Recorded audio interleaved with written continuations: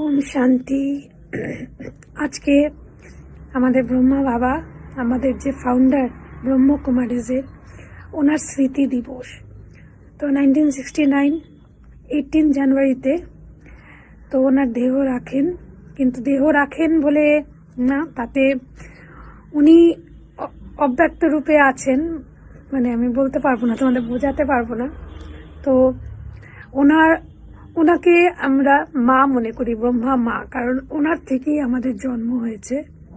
কারণ উনি আমাদেরকে এই যে জীবনটা দিয়েছে, যে জীবনটায় আমি এখন আছি, এই জীবনটা কিন্তু আমার এই মা দিয়েছে। তো আমার লৌকিক মায়ের থেকে বেশি আমি কিন্তু ব্রহ্মা বাবাকে বেশি মানে মা হিসাবেই জানি, সঙ্গে বাবাও মাও দুটোই আমার কাছে। আর আজকে তার স্মৃতি দিবস। তো আজকের দিনে আমরা একটু সাইলেন্সেই থাকি, তো সকাল থেকে সাইলেন্সেই আছি। ঠিক খুব একটা মানে কথা বলার মতো কোনো সেরকম নেই, কারণ সারাদিনই যোগের মাধ্যমে, মেডিটেশনের মাধ্যমে থাকি। তার সকাল থেকে আজকে ভোগ করেছি বাবার জন্য। তো প্রত্যেক দিনই তো ভোগ লাগাই, কিন্তু আজকে যেহেতু ছুটিটাও পড়েছে সেই জন্য ভোগটা লাগালাম।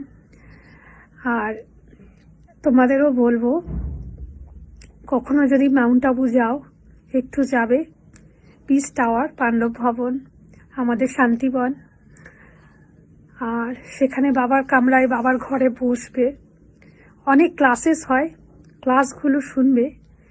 আমিও আমার জীবনে প্রচুর পরিমাণে, আমার জীবনে অনেক উত্থাল পাত্থাল গেছে, ঠিক আছে। তো এমনও দিন গেছে আমার কাছে, মানে কানা করিও একটা টাকাও ছিল না, এরকমও আমার দিন গেছে। কিন্তু বাবা আমাকে স্মরণে নিয়েছে, শিব বাবা।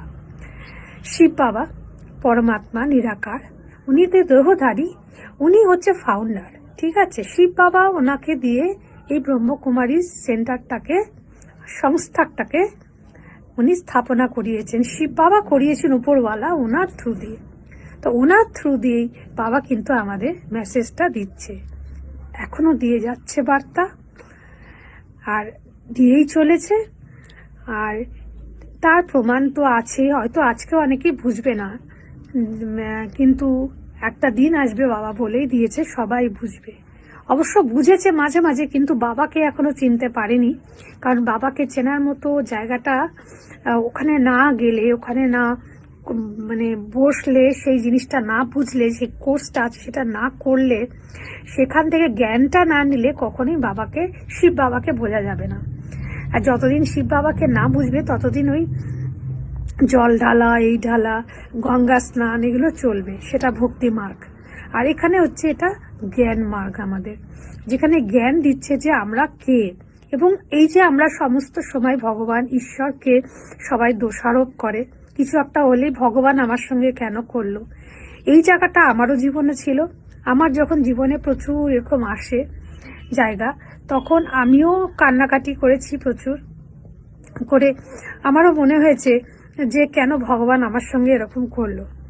কিন্তু যখন বুঝলাম যে না, ভগবান করেনি, এগুলো আমাদের কর্মের ফল।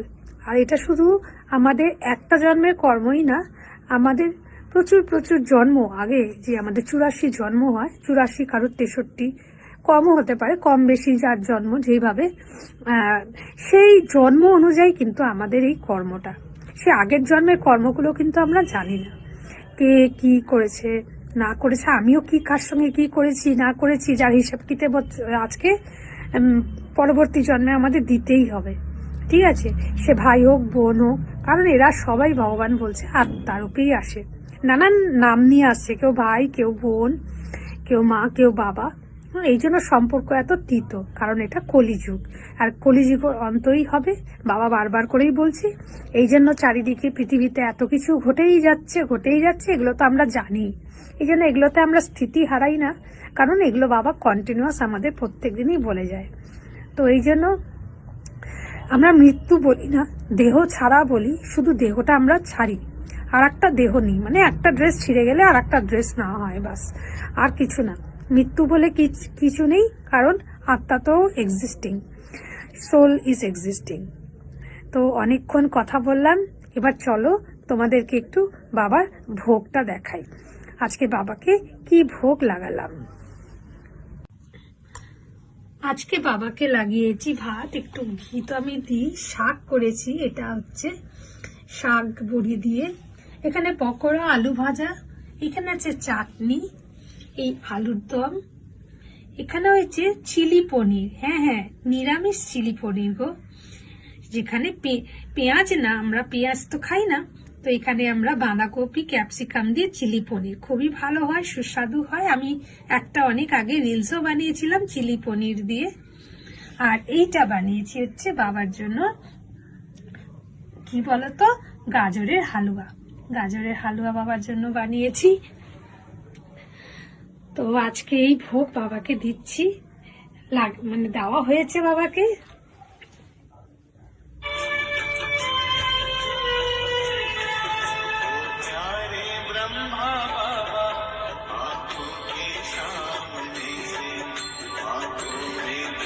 এই উপরে দেখতে পাচ্ছ এই লাইটটা শিব বাবা। তো আমরা তো পয়েন্ট অফ লাইটটাকেই বুঝি। পয়েন্ট অফ লাইট হচ্ছে নিরাকার, তো ভগবান নিরাকার, ঠিক আছে, ভগবানের কোনো আকার নেই, ভগবান ঈশ্বরের আকার নেই। তারও যদি আমাদের মতো হাত পা থাকতো তাহলে সে ঈশ্বর কেমন করে হতো। আর ভগবান বলে যে আমি নিজেই আমার বায়োগ্রাফি দেব, কেউ আমার পরিচয় দিতে পারবে না। ঈশ্বরের পরিচয় কেউ দিতে পারে না, ঈশ্বরের পরিচয় ঈশ্বর নিজে এসেই দিয়েছে।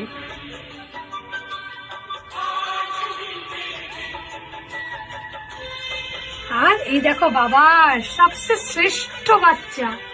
শ্রেষ্ঠ বাচ্চা সত্য যুগে এই চলে যাবে লক্ষ্মী নারায়ণ রূপে সত্য যুগে এরা আবার আসতে চলেছে। আর বাবা আমাদের কথা দিয়েছে, আমরা যারা পুরুষার্থ করব আমাদেরও বাবা দেবতা রূপে নিয়ে যাবে সত্য যুগে। ওম শান্তি।